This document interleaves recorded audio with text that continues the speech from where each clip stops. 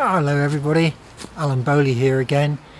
Well, as we seem to be plunged into another lockdown, I thought I'd get out of the house for a while as part of my daily exercise, of course, and get up into the woods and see what's going on in nature. It all seems a bit dreary at this time of year, doesn't it, after the summer and being plunged into winter dreary days. But you know, autumn's a wonderful time. We get those wild birds coming down from the high Arctic, Russia and Scandinavia, like the redwings and the fieldfares. We get the roving parties of tits and finches and other birds looking for food in the trees, and we get all the fungi and the wonderful colours of autumn. So I thought we'd start in the woods, and then next time I'll go down to the sea and have a look at some of the wild swans and geese that come down from the high Arctic. So let's go and have a look and see what we can find. Well, one of the first shrubs I've come across here on my walk this morning is this one here with these greenish yellowing leaves, and this is the hazel. It's a very widespread shrub in some woodlands and was very important at one time for making hurdles and so forth to keep the sheep in. You can recognise it quite clearly from these leaves, these toothed leaves with this little point on the end, and it can grow to quite a height. This one's about 10 feet or so because it hasn't been cut for a while, and you can see it growing all amongst the woodland. Well, having said hazel grows as a small shrub, look at these. These are coppice stools, as they call them, hazels which have been cut year after year, and these are growing to a tremendous height. Quite ancient stools, I should think. Just looking down the slope here, and I've just spotted a little tree creeper which has flown into the trunk of that tree and is climbing up the tree. You can always tell tree creepers because they never go down, they always climb up the tree, and they've got a lovely little curved beak, and he's looking for insects hidden in the crevices of the bark. Well, I've come out of the woodland for a little bit here because there's rather a splendid line of wetland trees here called alders, and these are not really that common because so many of our wetlands have been drained, but these are all growing alongside a stream.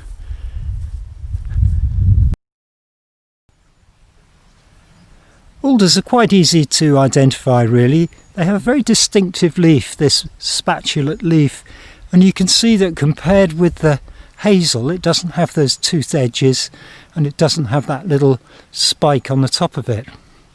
The other thing about alders is the cones, the black cones that, let's just see if we can find some here somewhere. I think there are some over here by the stream. Be careful if I don't fall in as I go across. And maybe you can see here on the branches these black cones which have got the seeds for next year. Now, alder has had all sorts of uses over the centuries.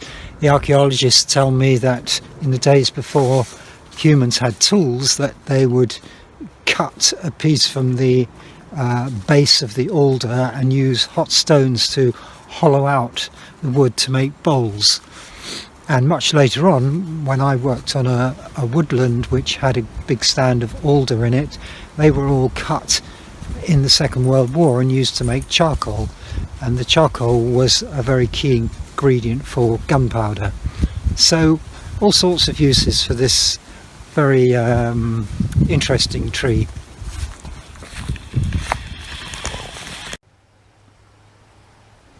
Here's a nice little shrub that I've discovered growing under the hazel here. This is field maple, and it's got a leaf a bit like a sycamore but not so big, and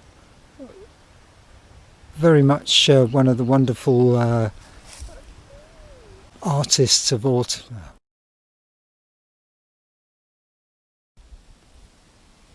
It's worth taking a look under the trees as well, because there's all sorts of things growing along there.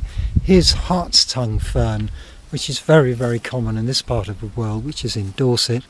There's lots of ivy there, and along here there's the male fern.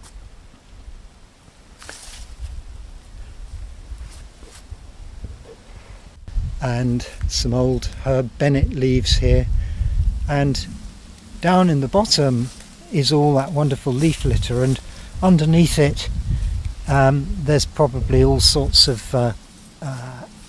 fungi and invertebrates which are overwintering down there.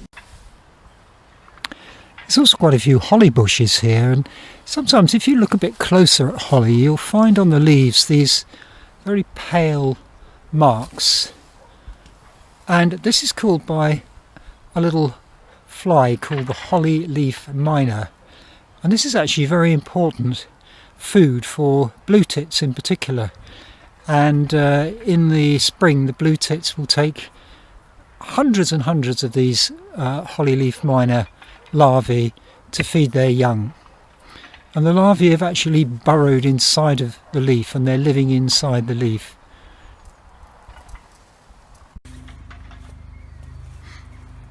Well, here's a tree which is covered in one of the most important plants in the autumn, that's ivy, and you can see it in flower here, and it really is nature's supermarket for insects in the autumn.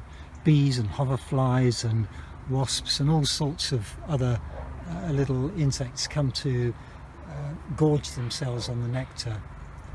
The trouble is you so often see ivies being cut off trees by, I think, people who think that it's damaging for the tree, but in fact professional foresters and the Forestry Commission in particular are quite clear that ivy is in almost every case is not any detriment to the tree, and in fact is a fantastic habitat not only in the autumn but of course for nesting birds in the summer as well. Well, I've come out of the woodland now and I've discovered this wonderful gnarled old ash tree growing on the side of a bank. Ash is very easy to identify. It has a lovely pale bark, an ash coloured bark, but the easiest way is these black buds which you get on the end of the twigs in the winter. Now, sadly, as you probably know, there's a disease called ash dieback cholera, a fungus which is really doing terrible damage to a lot of our ash trees at the moment, but hopefully enough of them will survive for this to remain such a common feature of the English countryside.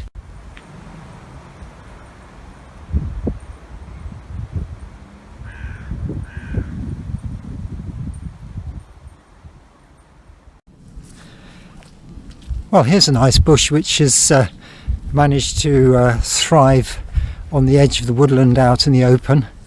This of course is hawthorn, and this is going to take us nicely into our next subject, which is going to be birds. And you can see the berries here on the hawthorn, much loved by the winter thrushes, and also of course our resident blackbirds and thrushes.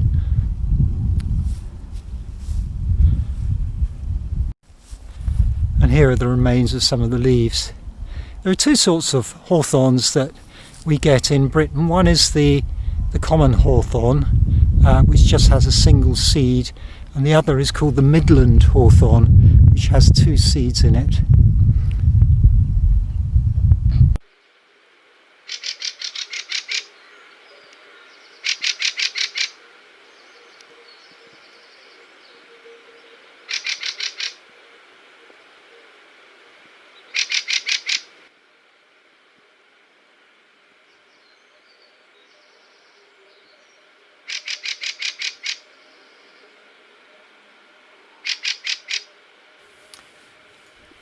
Well, often the first time you realise that there are fieldfares around is when you hear that distinctive chack chack chacky noise as a little group or a big flock comes sweeping in onto some trees like hawthorn or blackthorn or fruit trees, or even just looking for grubs and worms, which they do quite readily out in the open fields.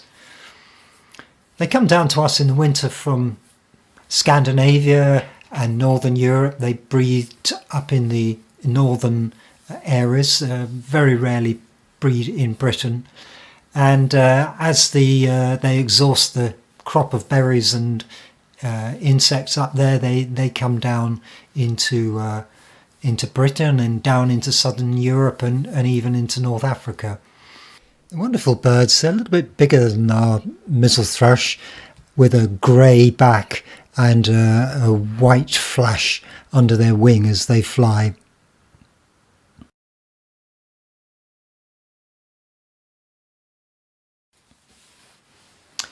Well, about the same time that you might expect to see fieldfares, we also get the slightly smaller redwing.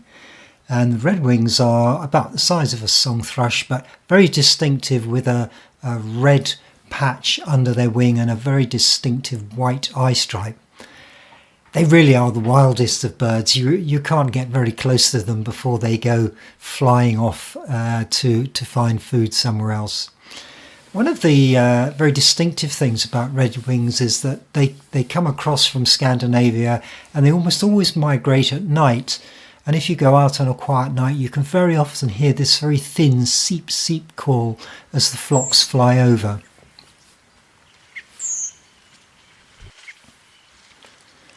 Occasionally, if the weather's very cold, they will come into gardens, and I remember a couple of years ago when we had a heavy fall of snow, they came into my garden feeding on crab apples, but they don't stay for very long. They prefer to be out in the wild.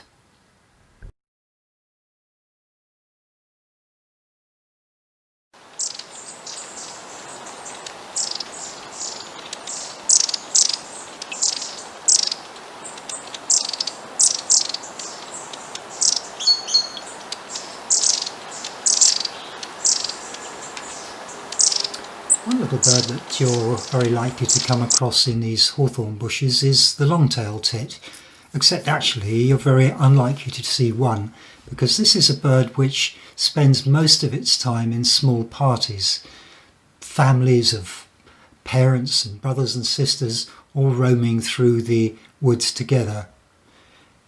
Long-tailed tits don't seem to move very far. They might cover 2 or 3 miles in a day, but then they're definitely not a species which migrates or moves very far in the country.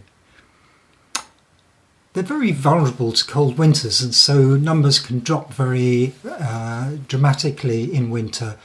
But one of the ways that they get round this is to huddle together in bushes like hawthorns to keep warm at night.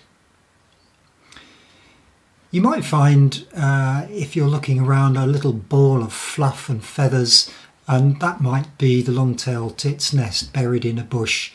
And somebody actually counted the feathers in 1 or 2 nests and found well over 1,000 feathers.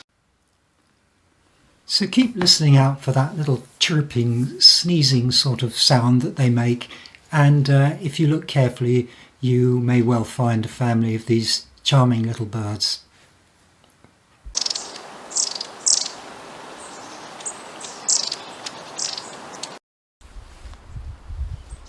Well, that's about it for our woodland visit this time. I hope you've enjoyed it, and maybe you can find a few things as you're going around in the next few days and weeks. Next time we're going to go down to the coast and have a look at the sea and the cliffs, and maybe see if we can find some of those wild geese down there. Until then, cheerio.